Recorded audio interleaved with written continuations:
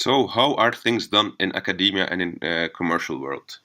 Well, we can again start looking at a word cloud of our Lab on Chip journal and now focus on the words that have to do with materials and manufacturing. And you see it's a lot about devices with channels here in Pdms or glass. And sometimes you have arrays and the surface will be important also. Silicon is sometimes coming, but not so often actually, you see. Where's silicon here? And this gives actually a picture of the academic world, of course, because it's an academic journal. So these are how things are done in the academic world. In the commercial world, things are done a little bit different. But before we go into a little bit more detail in this, let's have a look at the typical lab on a chip manufacturing, how things are done. Well, very typically you start with some kind of a substrate, a bottom substrate. Typically it's going to be a top substrate and a bottom substrate together and some kind of microchannel in between. So you start with a bottom substrate. You're going to make sure that you have machined a microchannel layer in there, either by etching or building something from bottom up. Then you're going to do your surface treatment, blocking, or maybe you put bioreceptors, or you're going to make hydrophobic valves, or you're going to make sure that your surface is exactly as you want it to be. Maybe you want a metal electrode there. And when you know your surface is okay, then you're going to put together your top layer to your bottom layer, and you make sure that you have fluidic access, typically by making two holes to the top layers where we have access to the channel system. This is very typically how things will be done. The thing that's easy is to make this microchannels, I mean the structuring, as I showed already, just taking tape and cutting it can be as easy as that. The tricky thing and the costly thing comes here when you're going to do the surface chemistry. And not just the surface chemistry, but to do that reproducible. That's going to turn out to be very, very difficult. I'm not going to go into details about this because this will take us far too long in this course.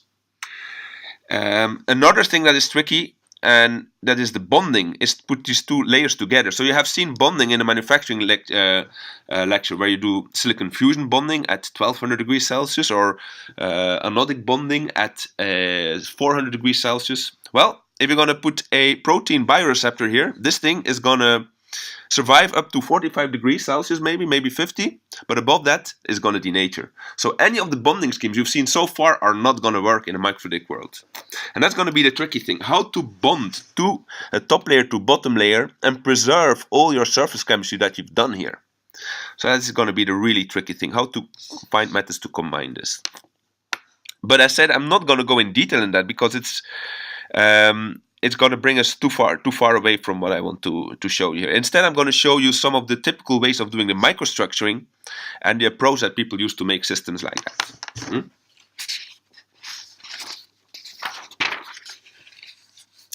I'm going to talk about 4 main different ways. The first one is soft lithography.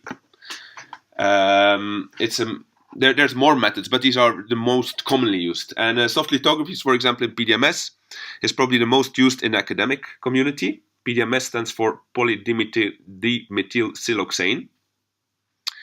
And it's a rubber. It's basically a transparent rubbery material, as I'm going to show in the next slides. The second system is the one that's used in academia, but also commercial, a little bit, but not too much, is to use silicon or glass as structures, and then you do etching in silicon or etching in glass to make your microstructures. This can be done, however, it's going to turn out that these systems are going to be far too expensive. I'm going to get back to that, why that is in a while. The third way of doing things, and that is how the most of the commercially available products are done, is by injection molding or hot embossing in plastics. Because injection molding and hot embossing are standard ways of making plastic devices and structuring plastic devices, and you can use them here, and they're going to deliver the cheapest or the lowest cost devices.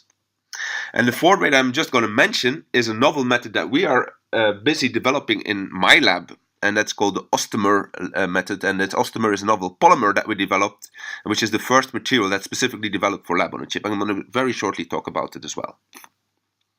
Anyways, for any of these methods, the thing that really is going to count is, are you going to be able to make your device with a high enough performance at a low enough cost? So it's really the performance per cost that's going to determine, the success. And especially when you go commercial. In academia, I don't care so much. So in academia, you're going to focus on showing novel results, doing things that people have not done before. Building an organ on a chip, building a kidney on a chip. People are doing that. Building a liver on a chip. People are really doing that. And people don't care about cost. They just want to show that this works. However, in a real world application, if you want to commercialize that, you're going to have a certain cost picture, and it's going to be very difficult if you're going to duplicate what you do in the lab and try to commercialize that, you're going to find that it's going to be too expensive. You're going to force to go most often to injection molding, and so it's a very different way of building systems. But I'm going to talk first shortly more about these methods in general. Well, important, we have already talked about cost, is the way we do things in the lab very often, as I said, is using this Pdms, elastomeric rubbers. And you can see it's very easy and fast to do it, and it's not too costly. But well, I say not too costly, it takes you, for my students to make a Pdms device in the lab will take them 2-3 hours, hands-on time. So you can calculate that, somebody in industry would cost what, 500 crowns an hour or so. So just in labor cost, you're already at maybe 1,000, 2,000 crowns an hour. And then you haven't counted materials yet. So, and you cannot really upscale that method. It's very difficult to upscale. So there you can see, for example, injection molding. It's going to be very expensive to start because you have to make big molds. But already when you're at 1,000 or 10,000 pieces that you have to sell, you see your method, the mass scale, the mass production kicks in, and it becomes very cheap per piece. So you see, injection molding is very often going to be the cheapest method. Hot embossing lays somewhere in between. Yeah.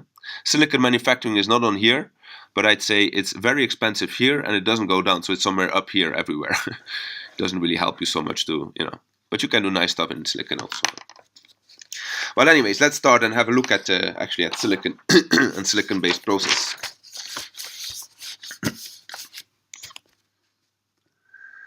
I have just sketched here 3 different ways of how you could build a system in silicon. For example, you could do deep reactive ion etching in silicon and then do an anodic bonding of a glass slide on top of that. That would give you a microfluidic device.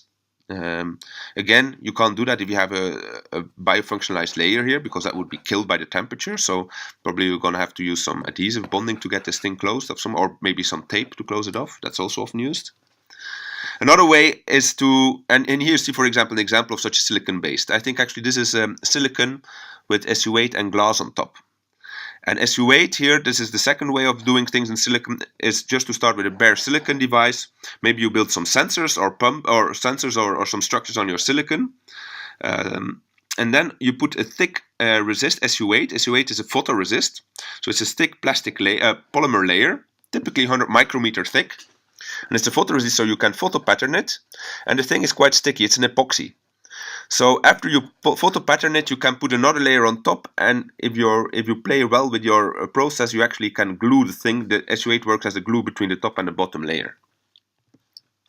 The third way of doing things is to work only in glass. And this is, so the second example here is shown, for example, in IMEC in Belgium, is using that. They are working on silicon-based microfluidics.